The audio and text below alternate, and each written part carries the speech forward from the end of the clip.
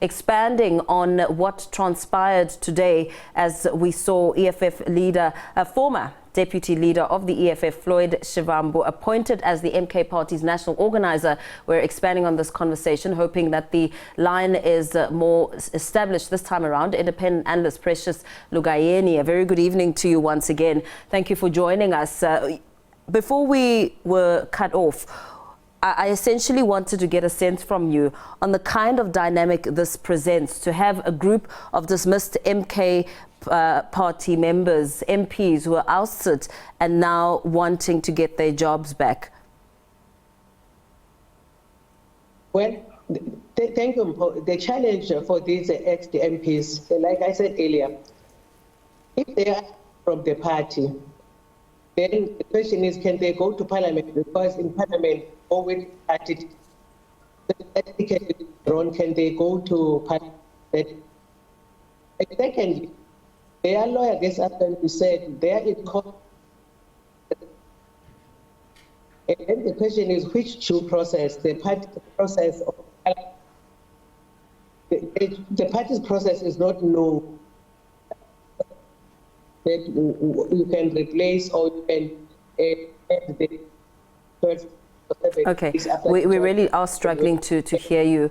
I'm hoping that we can get you back a little bit later. Independent analyst Precious Lugayeni there, just trying to iron out some of the elements of the leading story of the day. Today we saw former EFF Deputy Leader Floyd Shivambu being appointed as the MK Party's national organizer. Of course, it comes at the same time as a group of dismissed MK Party MPs are claiming that their removal was orchestrated to essentially create vacancies for prominent members like Shivambu and Mzwanele Manye. Let's take you back as we continue the conversation with independent analyst Precious Lugayeni. Thank you so much for joining us. I'm hoping this line is a lot better.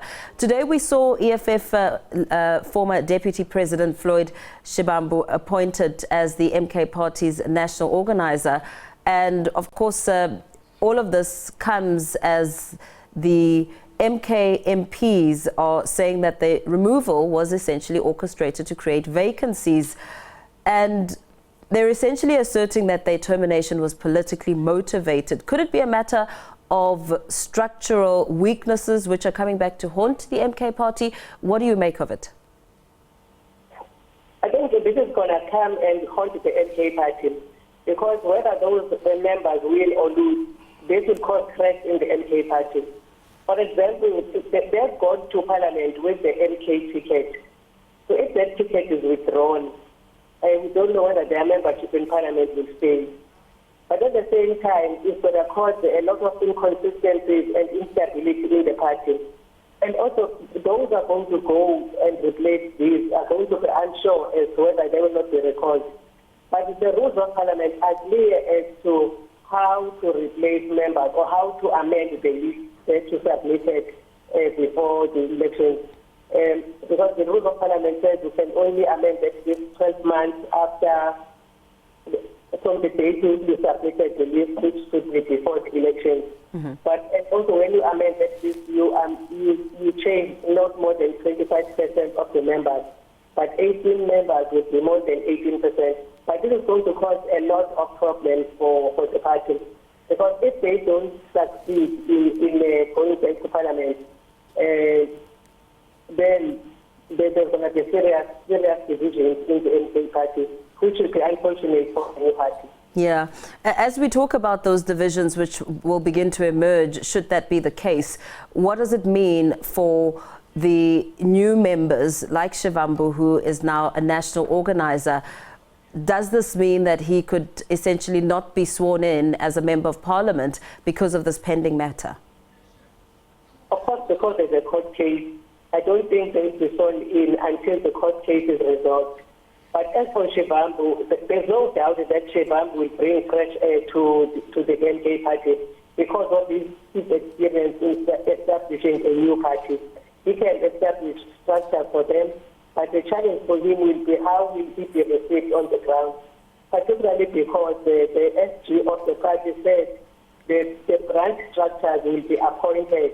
Look, we are so used to structures being elected, but if there's going to be appointments, Shivambu might face problems. But his experience will come handy for the MK in establishing this new party. You say Shivambu will bring some fresh air to the MK party, but we know that his previous role was that of deputy president. Do you think at all that this new role as national organizer could be deemed as a demotion? Well, the demotion cannot occur outside the party from where he was. You can only be demoted within the original party.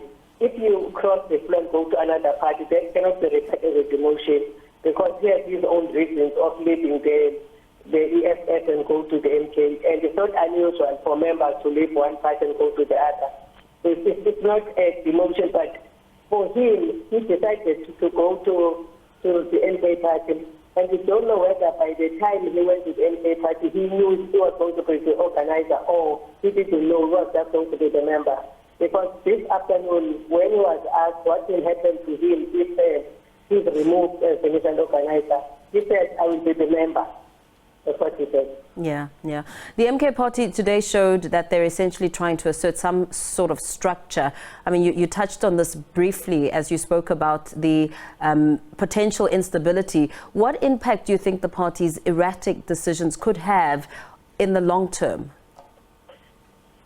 Well, in the long term, I think maybe let us see how these appointed national command people work.